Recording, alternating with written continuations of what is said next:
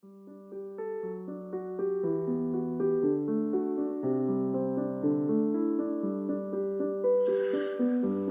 The lord అండి.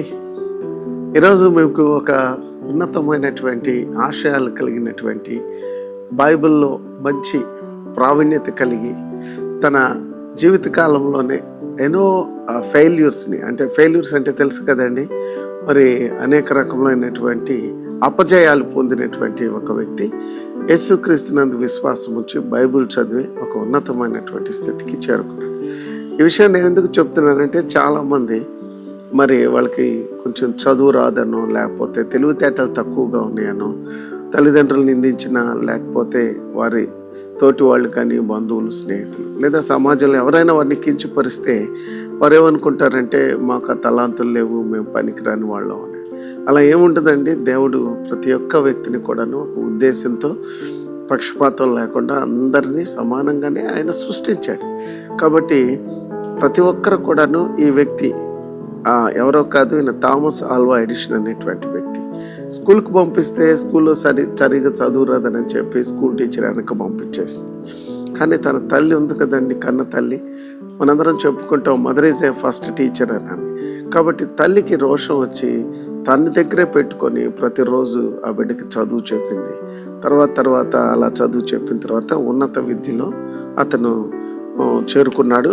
తర్వాత ఈ ప్రపంచానికే ఒక అద్భుతమైనటువంటి ఇన్వెంటర్గా మారాడండి. అంటే దాదాపు 1000 ఇన్వెన్షన్స్ అంటే ఆవిష్కరణలు ఈ ప్రపంచానికి అందించాడు థామస్ ఆల్వా ఎడిషన్ అనేటువంటి వ్యక్తి. సో థామస్ ఆల్వా ఎడిషన్లో ఒక మంచి గుణం ఉందండి. ఏంటంటే ఏదైనా ఒక పని కానీ అతను కానీ స్టార్ట్ చేస్తేనండి, ఇక అది కంప్లీట్ అయ్యేంత వరకు తను ఏకాగ్రత కలిగి ఆ పని పూర్తయ్యేంత వరకు కూడాను ఆ పని ఆపడనమాట. ఇది మంచి లక్షణం. చాలామంది కొన్ని పనులు మొదలు పెడతారు, మధ్యలో ఆపేస్తారు.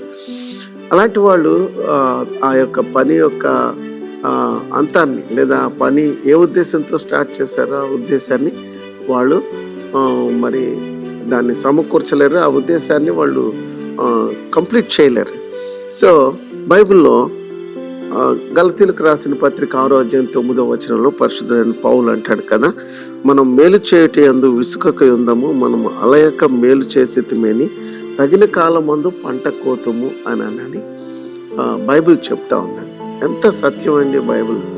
దేవుని వాక్యాన్ని మనం నమ్మినప్పుడు తప్పనిసరిగా మనం ఏ పనిలో అయినా సరే తప్పనిసరిగా సాఫల్యతను చూస్తాము, ప్రతిఫలాన్ని చూస్తాం. దేవుని మాటలు నమ్మదగినటువంటి. Let us not vary in well doing, for in due season we shall reap if we faint not. Galatians 6:9. So due season అనేటువంటిది అంటే తగిన సమయంలో. ఈ రోజుల్లో మెంటాలిటీ ఎలా ఉంటుందంటే అండి, చాలామంది మరి వెంటనే విత్తనం వేయంగానే వెంటనే చెట్టు కాయాలి, చెట్టు మొలవాలి, అలానే కాయలు కావాలి అంటారు. అలా కాదండి. You have to continue the work which you have begin. So Thomas Alva edition అనేటువంటి ఈ వ్యక్తి ఒకసారి ఆయన 10 సంవత్సరాలు బల్బు కనిపెట్టారు. ఈ రోజున ఆయన ఇన్వెన్షన్స్ చెప్తానండి. ఎన్ని కనిపెట్టాడంటే ఆయనలో ఈ మంచి లక్షణం ఉంది. ఏంటంటే తాను ఏ పని ప్రారంభించినా సరే ఆ పని పూర్తి చేస్తాడని. ఫస్ట్ ఆయన థామస్ ఆల్వా ఎడిషన్ లైట్ కనిపెట్టాడండి. తర్వాత ఫోనోగ్రాఫ్ అంటే ఓల్డెన్ డేస్లో ఉండేటువంటి ఈ మట్టి రికార్డింగ్స్లోనే పాటలు వచ్చాయన్నమాట. అది కనిపెట్టింది ఆయనే. అలానే వాడే బ్యాటరీస్, ఎక్సైడ్ బ్యాటరీస్ ఇప్పుడు చాలా వచ్చినాయి చూడండి. దీన్ని ఆవిష్కరణ చేసింది కూడా ఆయనే. అలానే ఓల్డెన్ డేస్లో సైలెంట్ మూవీస్, అసలు అంతకుముందు పిక్చర్స్ అనేవి ఇప్పుడు ఇంత పెద్దగా వచ్చినాయి అంటే దానికి కారణం ఆయన సైలెంట్ మూవీస్ ఇన్వెంట్ చేసింది, ఆవిష్కరణ చేసింది ఆయన. కార్బన్ పేపర్స్, అలానే ఎక్స్రేస్, ఇలా 1000 రకాలంటే మీరు ఊహించండి ఎన్ని ఈ రోజున ప్రపంచంలో థామస్ ఆల్వా ఎడిషన్ అనేటువంటి ఈ యొక్క నిత్య విద్యార్థి, కృషివలుడు బైబిల్ చదవటం ద్వారా తాను కనుగొన్నటువంటి ఈ విషయాలని ప్రపంచం అంతా వాడుకుంటున్నారు కదండి.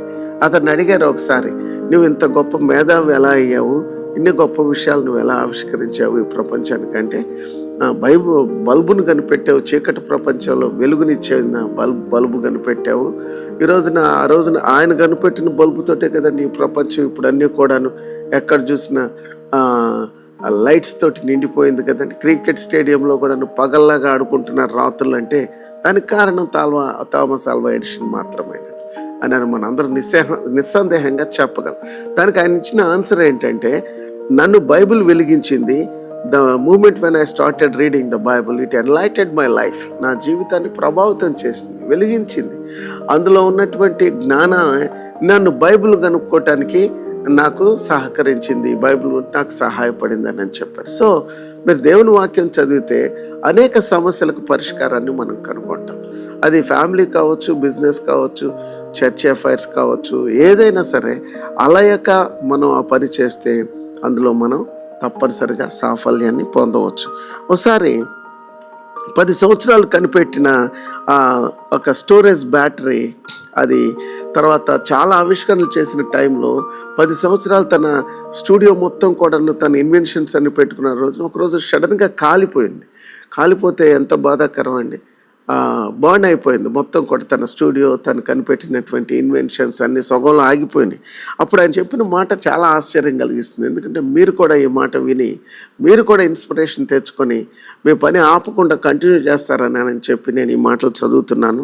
All my mistakes are burned up, thank God I can start a new అంటాడండి. అంటే అర్థం ఏంటంటే, నా యొక్క తప్పులన్నీ కూడాను ఈ బూడిదలో మసైపోయి, దేవునికి స్తోత్రం, ఈ రోజు నుంచి నేను నా ఆవిష్కరణలను కొత్తగా నేను ప్రారంభిస్తాను అంటాడు. చాలామంది ఏం చేస్తాం, విసుగుబుట్టి ఆ పని మానేస్తాం. అరే ఇంత చేస్తే సగంలో ఇదంతా ఆగిపోయింది, అరే ఇది దేవుడి చిత్తం కాదేమో, ఇది నేను ముందుకెళ్ళలేనేమో. కానీ what Thomas Alva edition said is a inspiration for all of you. మనందరికీ కూడా ఏమన్నాడంటే, ఆల్ మై మిస్టేక్స్, ఏదో తప్పులు చేసుంటాను, అవన్నీ దేవుడు కాల్చేశాడు, ఇప్పుడు నేను కొత్తగా బిగిన్ చేస్తానన్నా అండి. మిగిలిన ఆవిష్కరణలన్నీ కూడాను అతను అద్భుతంగా ఈ ప్రపంచాన్ని అందించాడు. అవన్నీ కూడా ఇప్పుడు మనందరికీ వాడుకలో ఉన్నాయి. కాబట్టి మీరు కూడా అలయక మేలు చేయండి. తగిన సమయంలో దేవుడు, మీరు ప్రభు కొరకు నమ్మకంగా సాక్షులుగా జీవించండి. మీరిచ్చిన ఒక ఇల్లాలుగా, if you are a housewife, be understand with your husband. నీ భర్తతో అర్థం చేసుకో, నీ భార్యని అర్థం చేసుకో, నీ బిడ్డల్ని అర్థం చేసుకో. మీ ఫ్యామిలీని అద్భుతంగా మీరు ప్రభు కోసం కట్టవచ్చు. మీ కుటుంబం ద్వారా అనేక కుటుంబాలు ప్రభువుకు సాక్షులుగా మిగులుతారు. A Christian is an example for this society అండి. తను ఏ పని చేసినా సరే, whether he's a businessman, whether he's a pastor, అతను ఒక సంఘ కాపురు అయి ఉండొచ్చు, అతను లేకపోతే ఒక సువార్థికుడు అవ్వచ్చు, ఒక సంఘ సంస్కర్త అయి ఉండొచ్చు, ఒక మంచి భర్త అవ్వచ్చు, మంచి భార్య అవ్వచ్చు, మంచి స్టూడెంట్ అవ్వచ్చు, మంచి బిజినెస్ మ్యాగ్నెట్ అవ్వచ్చు. కానీ బైబిల్ ఒక వ్యక్తి జీవితాన్ని అద్భుతంగా మారుస్తుంది. కాబట్టి అతడు ఈ లోకంలో ఎక్కడున్నా సరే అనేక మందికి ఆశీర్వాదకరంగా ఉంటాడు. ఒక థామస్ ఆల్వా ఎడిషన్ ఒక్కడే కాదండి, నన్ను కూడా బైబిల్ వెలిగిస్తుంది. మనందరి జీవితాలను అనేక మందికి ఒక ప్రేరణగా మిగులుస్తుంది. కాబట్టి ఎప్పుడు కూడా ఒక ఫైర్ కలిగి ఉండండి. ఎప్పుడు మీరు నిరాశపడొద్దు. ఎప్పుడు మీ జీవితాన్ని చేతులతోటి మీ జీవితాన్ని వ్యర్థం చేసుకోవద్దు. ప్రభు సన్నిధిలో ప్రార్థించండి. దేవుడు మీకు తప్పకుండా మీరు అనుకున్నటువంటి వాటిని సాధించగలరు. ప్రభు నామాన్ని మీ ద్వారా కూడా మహిమపరచడానికి దేవుడు మిమ్మల్ని ఏర్పాటు చేసుకున్నాడు. Thank you, all the best. మరలా కలుసుకుందాం. అప్పటి వరకు దేవుని కృప మీకు తోడై ఉన్నది. బాయ్.